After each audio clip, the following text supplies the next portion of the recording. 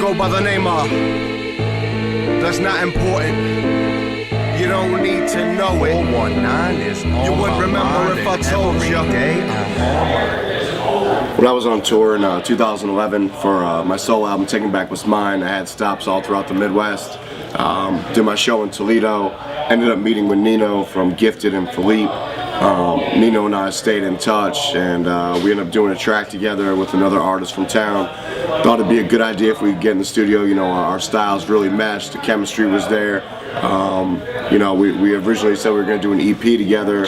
Every time we hit the studio, the material just, you know, was more amazing than the next. So decided to put a full album together, and that's how you got M80 and Nino Graye, our Glass City. And the album is homegrown, internationally known.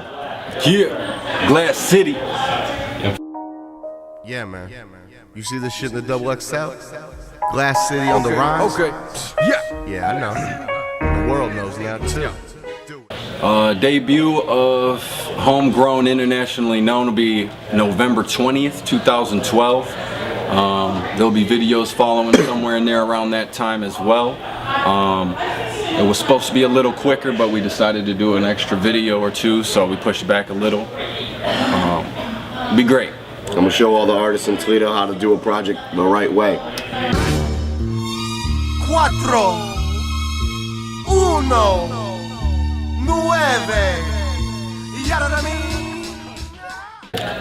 I mean, this, you know, you hear a lot of people in Toledo talk about, you know, needing to unify and so on and so forth. Like, I don't live in Toledo. Like, the whole thing about this record is, you know, I'm from Toledo originally. Nino represents the Toledo roots. So we brought together, in my mind, you know, the best MCs from Toledo, the best producers in Toledo, and kept it all, you know, this 419 Glass City base. So the group Glass City, it was Nino and myself.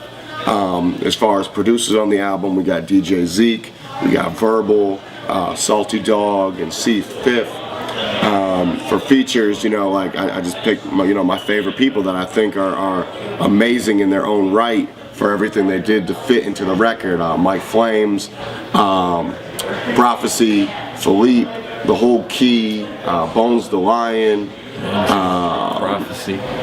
Muggsy Gifted's on that record, Muggsy Mahoney, you know, so shout out to Rain Wilder. Rain Wilder, you know, just a real strong base of Toledo artists, both as MCs and producers, and collectively, you know, it's like, I mean, you can look back at my album history, you know, I've rocked mics with the greats of the greats, and this is a passion project for me, and I expect this to have similar results to all those big albums, and hopefully, you know, Toledo gets behind it, Ohio gets behind it, the Midwest, and we push further out. Hip hop, hip hop, hip hop, hip hop, hip hop, hip hop. One of my biggest influences, let's see, I'm gonna have to say my stepdad off top, Big Punisher. Then we're gonna have to go to Boom Bap General, KRS-One, Dougie Fresh, Rakim, and then into the 90s and all that, a little bit of DMX. Had to have that Twister, that Bone. So yeah, I'm a little all around. You know, first and foremost, I always got to give it to my family, the Wu-Tang Clan. There's not a better lyricist in the game than the Jizza. You know, personality characteristic, qualities, you know, from Method Man. Just that charisma, that ghost face displays. Everyone in the clan had their own, you know, their own great shit that they brought to the table. Nas, Redman's probably my favorite solo rapper of all time.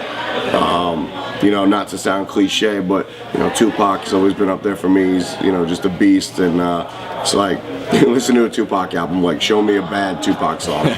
So, you know, coming up, those were some of my favorites, and you know, even still to this day, like those people that I came up listening to, the Wu-Tangs, the Cypress Hills, Tribe Called Quest, everyone, like that's who, you know, who I still rock with today. And then of course adapting some of those new favorites, you know, your A$AP Rockies, shit, it is what it is. That's who makes up me.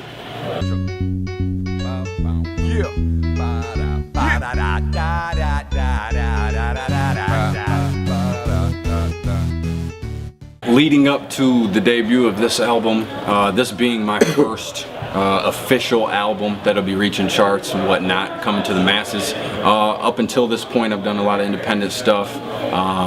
Recently, in the last few months, I put up an album on iTunes. F4E presents The Vault.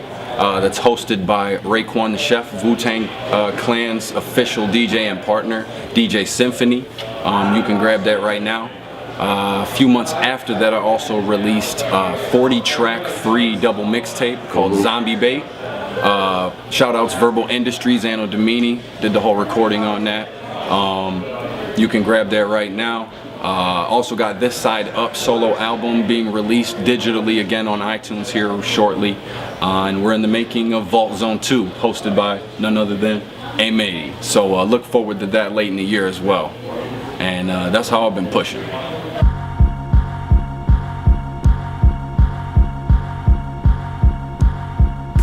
I wanna break down these walls, break free from these chains, stand tall just because. My first, throughout the 90s, I did mixtapes and, actual tapes, tapes and CDs, how you want to call them, under various different names. Like, it took me a few years to actually come into my own as M80.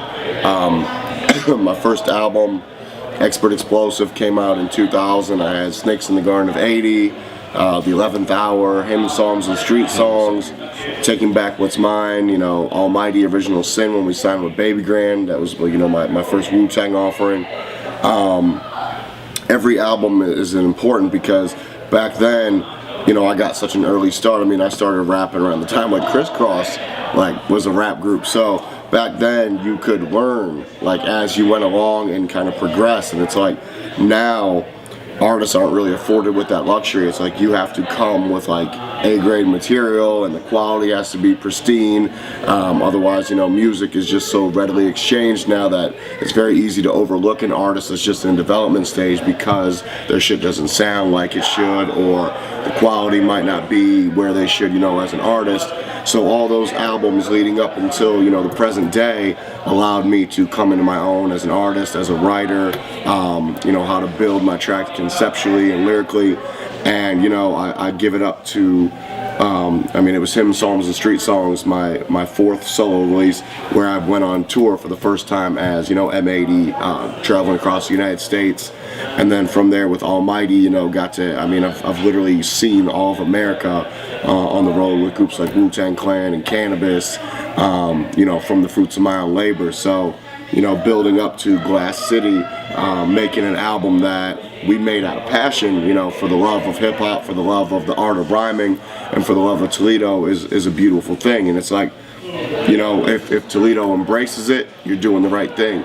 If you choose not to embrace it, then trust me, nothing you do will even be remotely as important as what we try to do. And that's the real. This is DJ PJ. Check it out, you are tuned in to WGCB Glass City, bitch. We're at the top of the hour here. Callers calling in, we got a call. Better question is who's not talented in Toledo. Just about any place you lift a rock, throw a coin, stop in to check out a microphone session, there's going to be somebody that you definitely take something from or enjoy listening to, make you want to go home and download something. I think every year it progresses, but I feel with as many people that come into the scene, it's starting to dilute a little bit. They're starting to lose hindsight and foresight on how to keep that structure, how to make that whole album, that mixtape, that song, that joint, A-grade all the way across the board. Some of y'all might have Social Hustle up, some of y'all might have some radio connects, but delivery's off or the beats ain't crispy. But I have to say, I would say 80% good, 20% bad versus 50-50 the last couple years. Mike Flame's Deafening Buckeye Battle League has been a very nice movement. That's been unifying a lot of the people who maybe don't know exactly what direction to take. It opens a door, gives them experience, and gives them that vibe that we want to bring to Toledo. So maybe we can also be known for a little bit of good music and hip hop. So on the overall, Toledo looks very good for talent. Now Toledo, pound for pound, has as much talent as anywhere else in the world. Absolutely. I've been. Absolutely. So, it's about what these artists are going to do to get themselves out there to the forefront. Besides Nino, I work with an artist named Philippe. Philippe probably had the biggest album release of any artist in Toledo, with maybe the exception of Life Jennings and myself. So there's people that they want to do their thing, they want to make it, and it's like, it's not just about the music, it's what you do with the product once it's made. And hopefully, if they haven't already picked up on some of the hints that Philippe dropped, then these other artists from the outside looking in will see some of the things Nino and I are doing into pushing the Glass City record this year.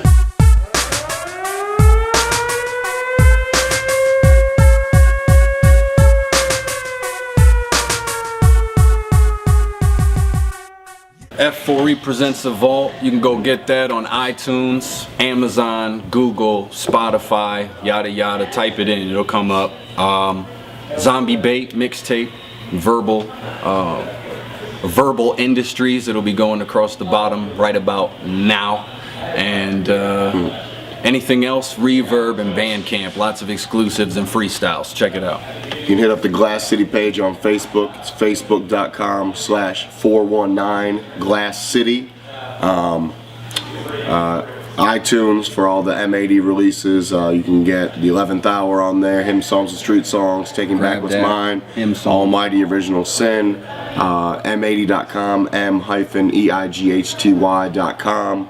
And that's what it is, man. So I mean, you type in M80, you can get thousands of pages of gems, from pretty much my whole catalog, Guinness World Record freestylists in the house, man. You're talking to a freestyle champion of Toledo, and let's be real, you're talking to a battle champion of Toledo.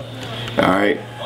Glass City, Homegrown, Internationally Known as the album, 11/20/2012. You already know what it is. The biggest movement in Toledo is right here. M80 and Nino Graye. What's up? Cop that product. Grab it. Glass City.